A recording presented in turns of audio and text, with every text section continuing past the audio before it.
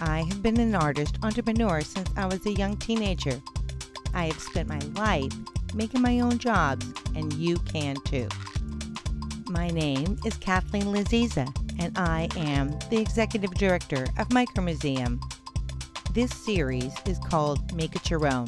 It is designed to encourage people to use their talents for their own personal economic development. Because in 21st century America, there are no jobs. Nobody owes you a job. You have to make your own job. And this is what artists do every single day.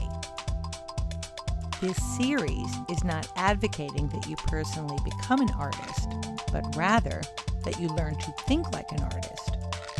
Listen to these artists talk about their experiences. Episode 8. Quitting is not a good option.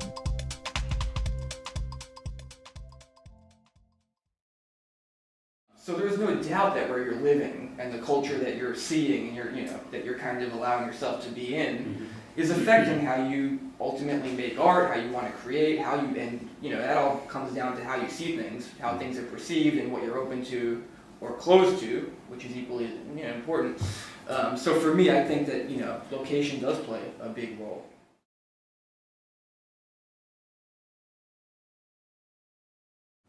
I think going out in the rain is really good.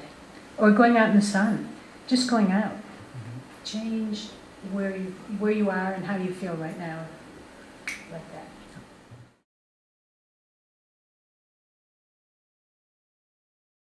For the last few years, I've definitely noticed that that I'm constantly chasing.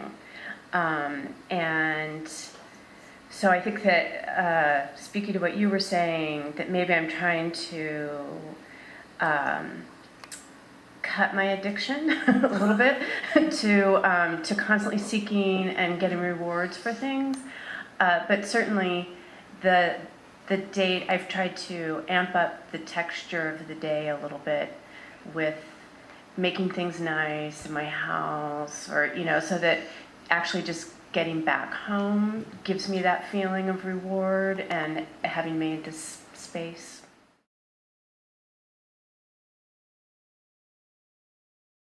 It didn't come to me very early, the understanding of exactly what I want to do. Weirdly enough, I started seeing that everything is art. I don't know, it's very cliche, but it is literally your mindset. And it got to a point where I got a little bit had a compulsive disorder, because I would look at any phenomena happening around me and be like, oh my gosh, I can't take my eyes away from it. And it could be something like, I remember I saw, I was in Prague, and I saw a dead body of the butterfly in between the windows when I was closing it, and I just stared at it for 15 minutes.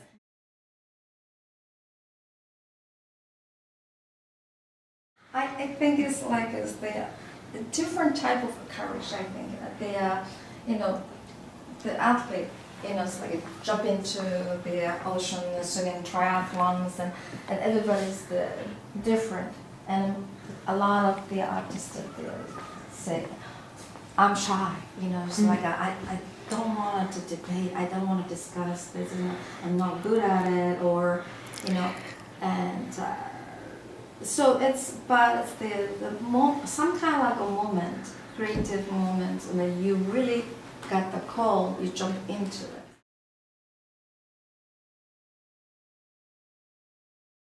As we know, this is the nature of this thing of ours, the life of the artist. You have to go where the opportunity takes you.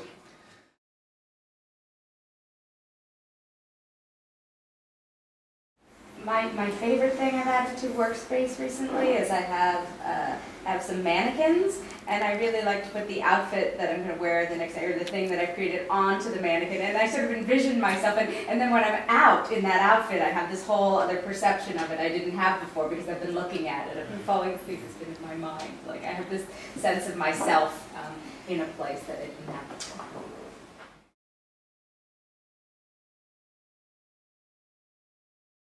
I have little, ways of tricking myself, basically. My thing that I do, if I'm really sort of paralyzed, I can't get going, is I just, for a smallest step, I say, what is the first thing I can do towards this project, you know, this smallest thing. And then I literally set a timer and I just say, all right, I'm gonna do this for 10 minutes. And I just start doing that small thing, whatever it is. And usually by just breaking through that resistance by doing a small step, it enables me to continue and even change course if I need to or whatever, but it's just making little tricks so I can actually just start doing something. And I find that the doing of something opens things up then.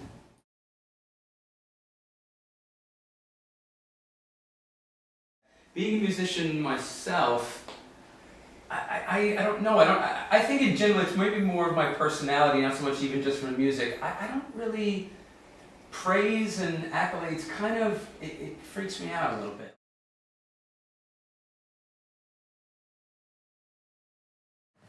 I'll jump in on also the creating, but I think, you know, it's that little spark, it's the idea, it's the thing when you have an idea and it's so exciting.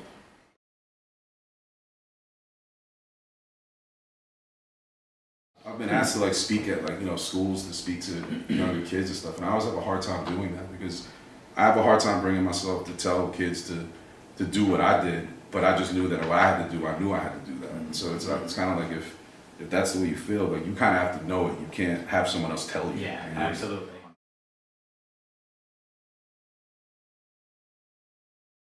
You know, I think a lot of people that I admire, I would not want to spend that much time with.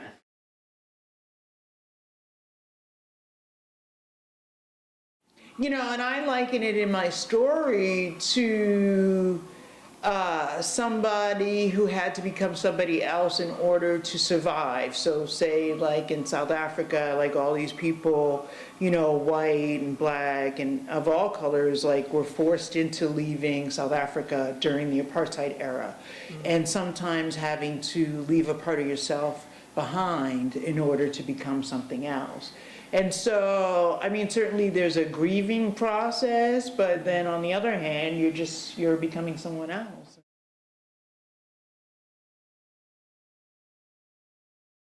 Turn off this video and go do something that surprises yourself.